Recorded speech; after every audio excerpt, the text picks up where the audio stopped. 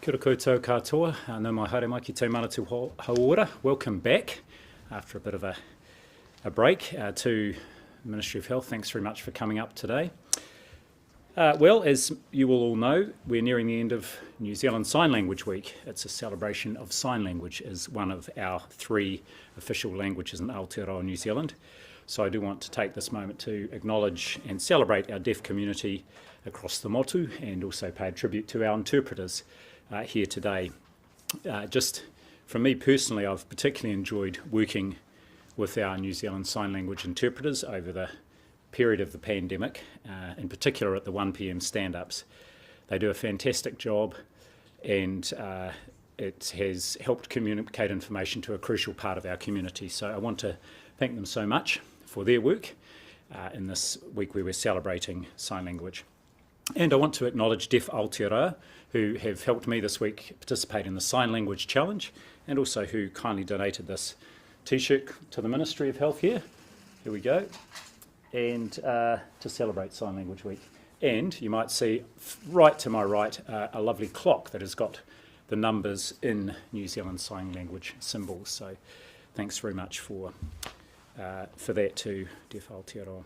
So today I want to provide a bit of an overview and assessment of where the Omicron outbreak is at, and look ahead to the coming months, in particular winter, and what we can expect from both a COVID perspective and also an influenza and respiratory syncytial virus or RSV perspective. I'll just start with today's case numbers. We haven't done this for a while. They come out in the 1 p.m. statement every day, but today our number of new community cases is 7,441, and our rolling 7-day average, and this is the important number because you will see them fluctuate. They drop down over the weekend. Our rolling 7-day average today is 7,548, very similar to what it was last Friday, 7,555.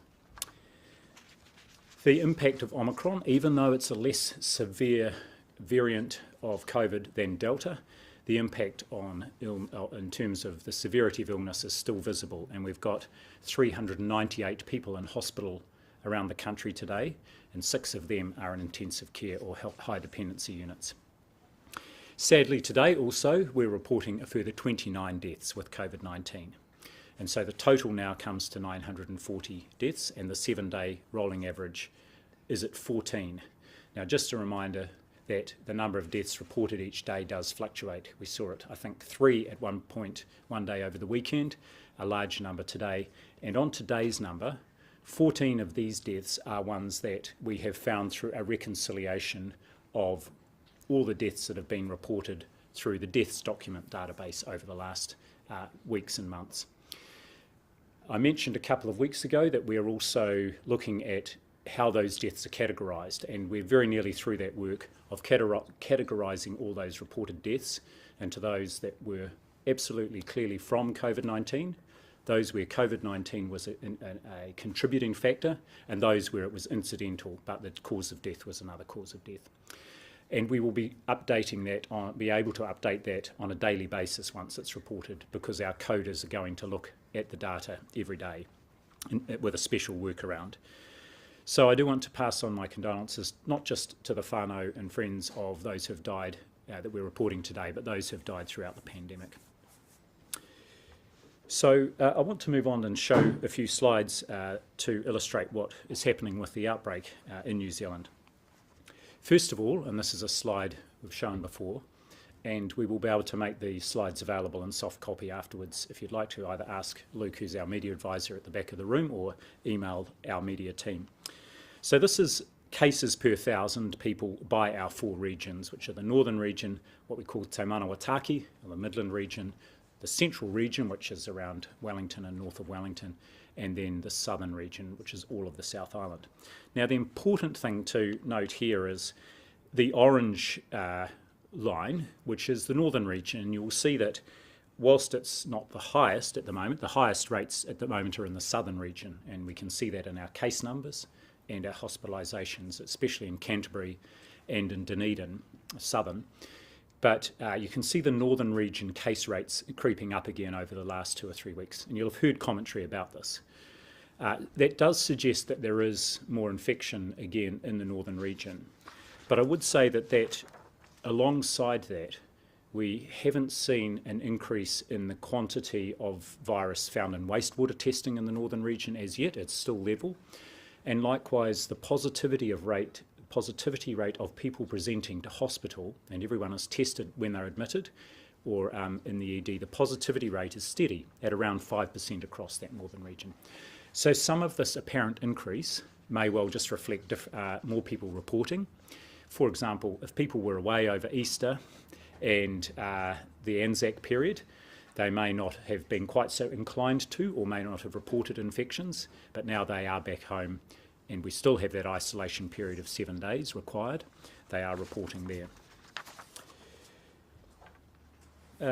We have got increases across in the number of cases in the 7-day period to the 8th of May.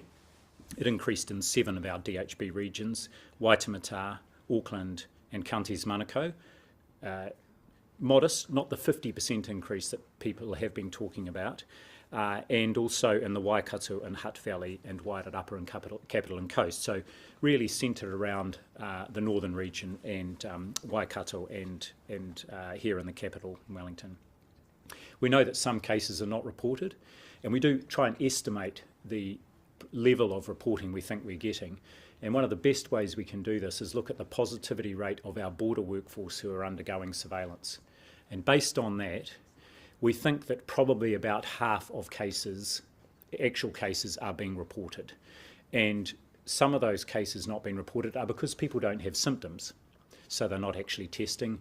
Others, the symptoms may be very mild, so people don't get tested, whilst others, of course, may be testing but not reporting the result.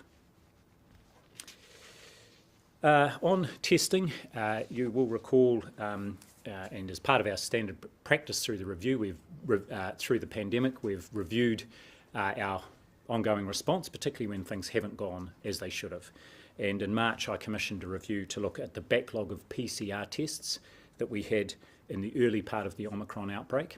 And when we made that shift to rapid antigen testing, I've received that review, that external review. My team is going through it. We are developing up our response, and I will be speaking to both and releasing the review and our response to it in early June.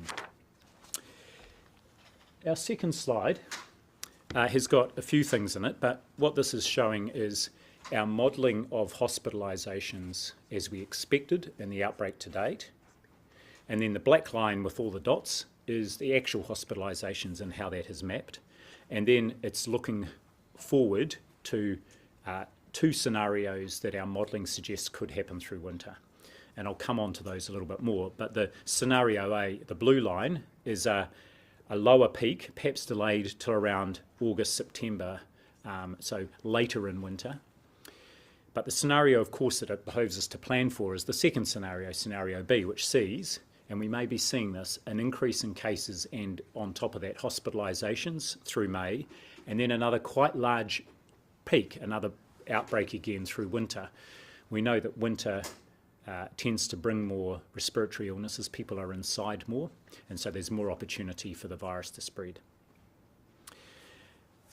We can see, of course, that there has been a decline in hospitalisations, which peaked about where the modelling suggested, just over 1,000 on the 22nd of March.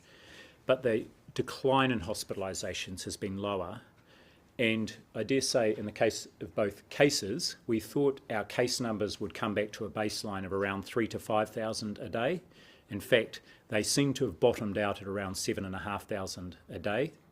And hospitalisations have levelled off at the mid-300s. We can see today 398, maybe going up again. So it seems we've probably reached the nadir, the bottoming out of both cases and hospitalisations from this outbreak, and we may well be on our way back up again. And again, that scenario, the one we're planning for, scenario B, is potentially for another quite large outbreak in winter. I'll come back to that. I've got a couple more slides on that to show the impact of flu and RSV and COVID. But before I do that, just a quick summary of key international developments. In North America, we can see cases starting to rise again. It started on the East Coast, as have all their outbreaks, and moving across the country. And of particular interest is that the predominant, or the variant that is driving most of that increase, is the BA2.12.1 subvariant. And we have detected a few cases of that here in New Zealand, all having come from the USA. Now makes up 40% of cases in the USA, and their hospitalizations are also increasing again. It will be interesting to see just what sort of cross-immunity people who have been infected with earlier subvariants of Omicron have got against this new subvariant. South Africa, we know about, it's seen quite a big surge in cases driven by the BA4 and BA5 subvariants. We've found a few cases of each of those here in New Zealand. And likewise, looking at the UK and Australia, they've experienced two quite distinct Omicron outbreaks, initially an early BA1 related one, which was in December, January, and then a BA2 related one in March and April. And each one having quite a significant increase in cases. New South Wales is following a similar pattern to New Zealand, and their cases have plateaued down again at a level maybe similar to ours, and that's driven by BA2 subvariant, as is our one. The important thing about this is we've got some early evidence about perhaps a slight transmission advantage for some of these newer variants, the BA4 and 5 and the XE variant, subvariant, and the others. But what we don't know yet is whether they cause any more serious disease than the BA2. The other thing that is emerging internationally is more information about the importance of vaccination and providing protection even if someone has had COVID. And there's a phrase that's been coined for this, describing this as hybrid immunity. And some studies that have been published recently that show that for people who have had Omicron infection, if they go on and have a booster dose after a delay, that affords a much higher level of protection than just the protection afforded by having been infected per se. So this is a very important message for the many people who have been infected over the recent months and who may not have had their booster.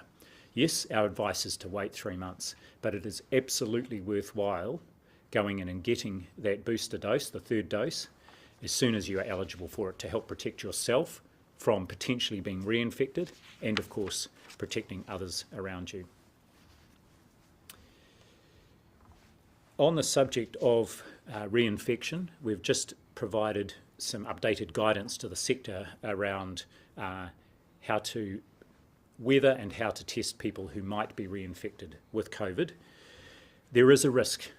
It seems to be a small risk, but there is a risk of being reinfected with COVID within 90 days of a first infection. It happens rarely, and the guidance we've provided out to the health system is designed to support appropriate testing and management in that case.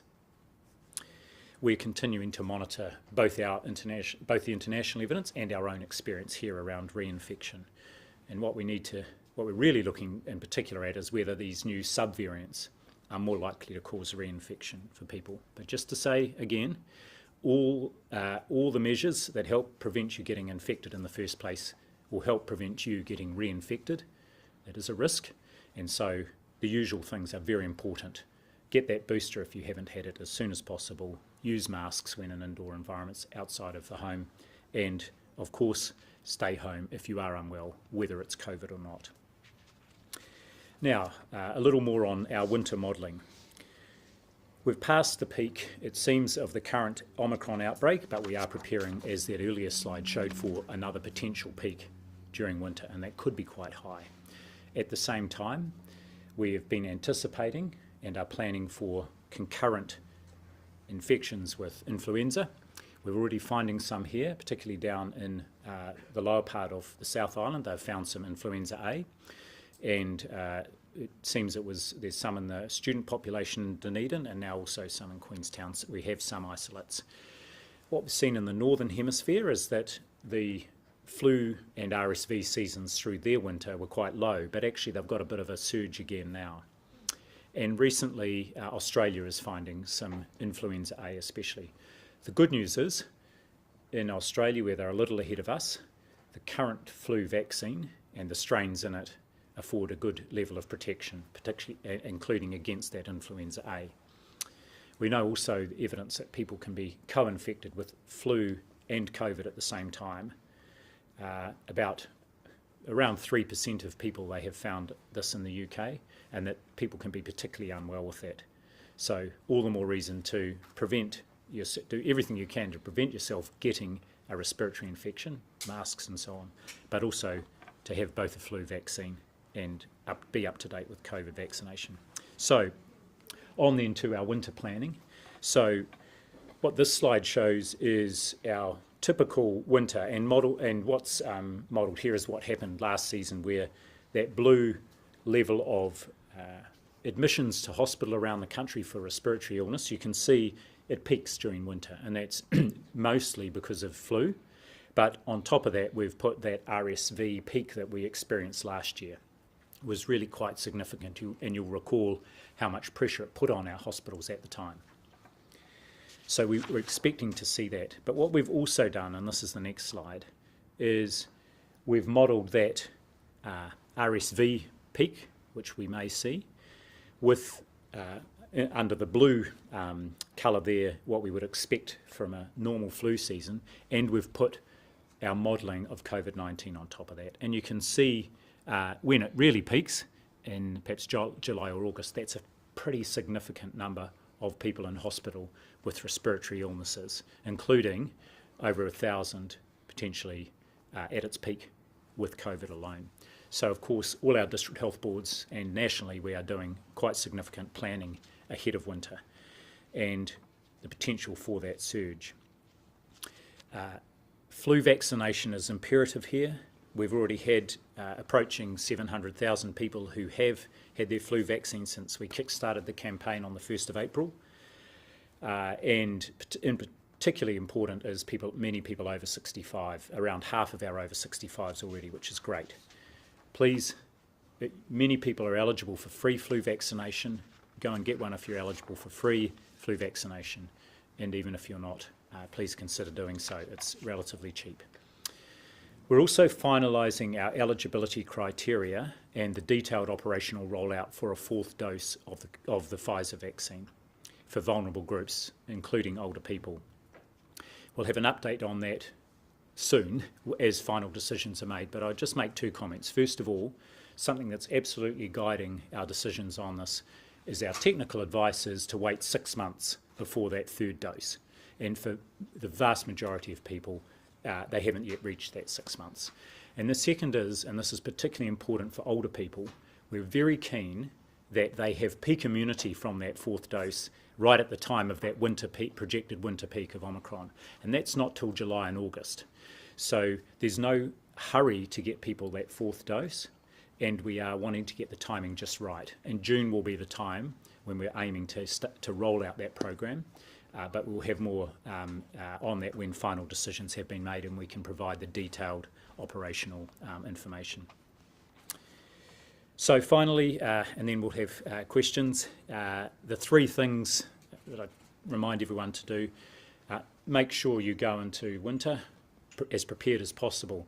You will see from that last slide, it's still on the screen, our health system will have a heavy load of respiratory illnesses through winter. And everybody can do their bit to help reduce the impact of that potential load by being up to date with all vaccinations. And that includes for young people and children, MMR, as well as, of course, flu and COVID-19. Secondly, wear a mask. Good rule of thumb is outside of home, any indoor environment, wear a mask as much as possible. And finally, and this is really important and why we're still recommending an isolation period for cases and household contacts with COVID-19, is stay home if you're unwell. Test, get rapid antigen tests, and then report your result, whether it's positive or negative. To all those who have done so and continue to do so every day, thank you very much. It's absolutely important for our planning. So I'm happy now to take questions. What do you make of the increase in case numbers in Auckland? I mean, a lot of talk, as you said, around that 50% mark. Yep. So just to rehearse, I mean, the comments are made. Some of this, I think, is real, is no doubt, because we are seeing hospitalizations go up a little bit. But we're not seeing an increase in positivity rate of people turning up to hospital. So everyone, for whatever reason, going into hospital gets tested, and that's staying steady, as is the wastewater testing. So some of that apparent increase may just be an increase in both testing and reporting of testing. And speaking of testing, I mean, so with the recording of their results, are people recording them? I mean, how great is the underreporting? Yeah, so the first comment I would make is I'm actually really, really impressed with the number of cases that have been reported. 7,500 cases every day. These are people who are not just doing the test, but are reporting them. And about half of our tests that are reported, our rapid antigen tests, are positive. So we've got another 7,000 or 8,000 people every day reporting their negative results. This is impressive, and it's absolutely essential and important, so I want to thank people for doing that. Our estimates are that it's probably about as many cases again out there that are not reported, although some of those it's because people are not symptomatic, so they're not testing. But for those people who are testing, yeah, please do report your results. Would you reconsider your resignation if there was another big outbreak? I'm confident that we've got in the system, we've got the people, the processes and all the services in place to deal with another outbreak. Indeed, I won't be reconsidering my resignation, but thanks for the question. Dr. Bloomfield, if the flu jab is so important, why can't it be free for everyone like COVID jab is? That's something that we've considered and talked about with both pharmac and ministers, and you will have seen this year that actually the groups who can access it for free have increased, and that includes now all Māori and Pacific people from 55 over. So there's quite wide access to it for free, and actually if we could get more people who are eligible for it for free to get vaccinated, particularly in our Māori and Pacific communities, that would be hugely valuable. Likewise, many employers, of course, provide it for free or a heavy subsidy for their employees. And I've actually sent a message out to employers to encourage them to vaccinate their staff ahead of winter. What percentage of the population is eligible for a free flu shot?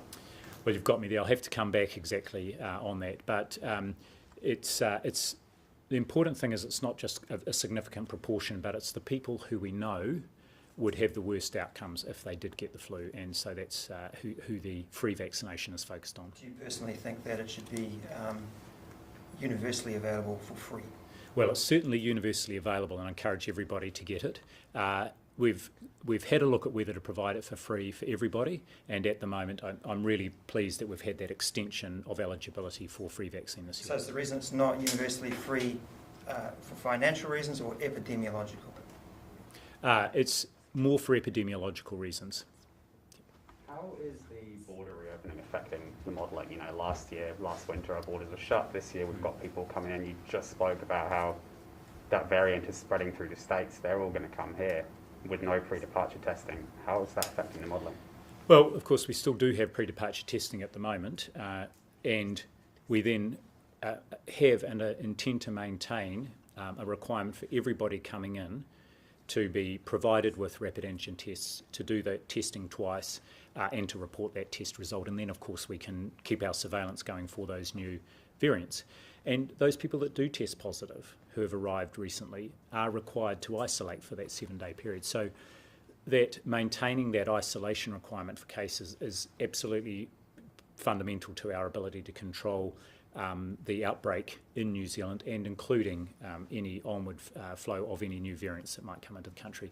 Many countries don't still have that requirement for either testing on arrival, which is much more important than actually pre-departure testing. But at the moment, of course, we still have got the latter in place. What if any initiatives or events have health officials planned to encourage an uptake in boosters?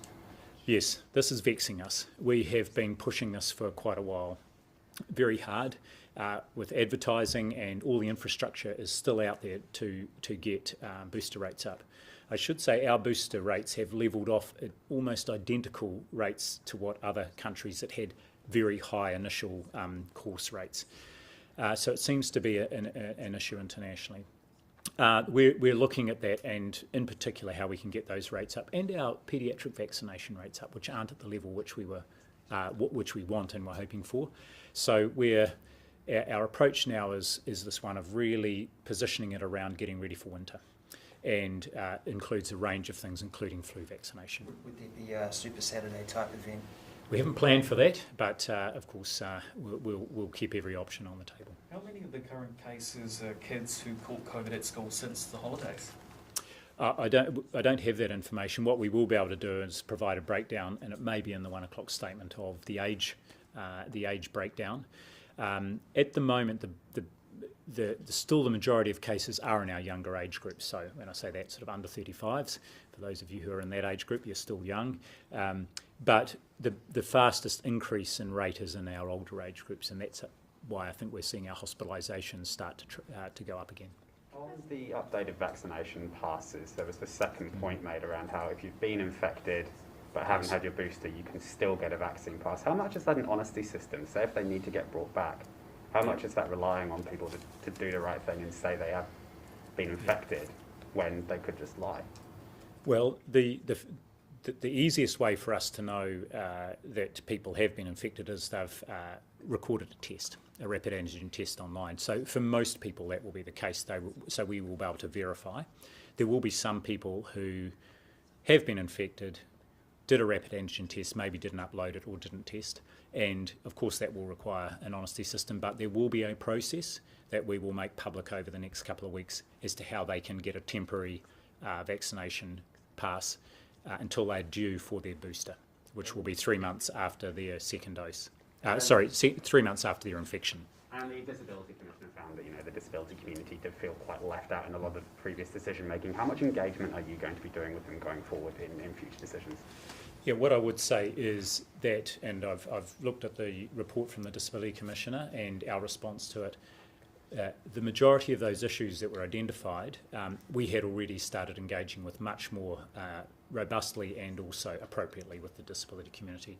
So I'm confident that our engagement with the disability community around care in the community model, around vaccination and around the broader response is much stronger than it was certainly early on, and those were the issues that the disability community rightly pointed out we could have done better on. And I was just going to go back to Auckland, if that's okay, around that. I guess the increase in cases now, are you concerned that we're kind of going to see a second wave much earlier than winter at all? It's possible, and I'll just go back to that slide there where you can see one of the scenarios that's been modelling is showing a possibility of a sort of another smaller surge during May and then dropping down again before that peak. It's too early to say, but this might be what we're seeing, and of course if it does happen we will likely see it in Auckland first. I was just going to say, are we seeing any, or are you aware of any kind of staffing issues at present in the Auckland hospitals due to infection? So the staffing issues are less severe than they were right in the middle of the big early outbreak in Auckland and indeed around the country. But the issues caused by the outbreak were on top of kind of existing staffing pressures. So this is one of the key things that is part of the DHB plans for winter is working out how they will anticipate staff absences, maybe of 10 to 15%, and work out how they will redeploy staff, not just inside the hospital, but potentially out into aged residential care to support aged residential care if their staff members have to stay off work as well. So that's a really fundamental part of the planning. Dr. Bloomfield, back in March, it was reported that doctors and health service providers were trying to get more guidance about long COVID. Yeah. How much progress has been made with that, and what support is currently available for people with long COVID? Some have reportedly been having a lot of trouble getting help for free.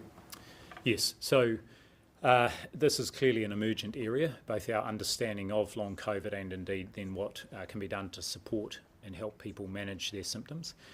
We've got a good stream of work on this, and we did a briefing on it I think about a month ago. I had Dr. Ian Town here who talked about that. I would like to, if it's okay, be given the opportunity to get an update, and perhaps at the next briefing I can have that as a bit of a focus on what else we are doing to support people with long COVID and indeed what specific services are available to them, including those which they may or may not have to pay for. But we are absolutely working on this. I mean, given that this issue was raised more than 2 months ago, how satisfied are you with that rate of progress? It sounds pretty slow. No, I'm satisfied with our progress. I just would prefer if I had a bit more detail and I could give a bit more information about that. The government's been making a lot of decisions around reopening New Zealand. How satisfied are you that they're still taking your advice? Obviously, this is the first time we've been able to talk to you for a while. Are you satisfied they're still following the best health guidelines, or is it becoming more economical? Well, right through the pandemic, my advice has been considered alongside the advice of other colleagues, and of course the public health advice has been a central part of our response, and it remains so. So I can say that we still have weekly meeting with colleagues from across government, with the Prime Minister and senior ministers, to discuss the full range of issues. And much of the advice that is going into the Reconnecting New Zealand program is coming out of this ministry. It's around issues like testing at the border, testing of the workforce at the border, vaccination requirements, and so on. So I'm really confident that our advice is still very much at front and centre in the decision making, not just by ministers but also by my colleagues across government as well. Any final questions? Just going back to long COVID, so for people who have symptoms, for people who may have long COVID now, and WHO said that 10 to 20% of people who get COVID might get long COVID, what advice do you have for them right now? Because there could be tens of thousands of them, maybe more in New Zealand, who have long COVID. What should they do if they're trying to get help? Well, most importantly is to seek that help through their usual health provider, and that would most likely be a general practice or a primary care provider. And I can say that increasingly those providers have got better information all the time about what the symptoms are, how to manage those symptoms, and indeed what supports are available. And we've got a stream of work here led by our Chief Allied Health Professions Officer, because a lot of the support and follow-up for people will be in the rehabilitation area. It's not about specific treatments per se. So how expensive do you think long COVID will be to our society? It sounds like it may potentially have quite a lot of long-running costs to the economy and society. There could be, and that's all the more reason for people to continue to try and avoid getting COVID, and certainly if you do have it, to rest up. Thanks very much. Really appreciate the session today. Go well.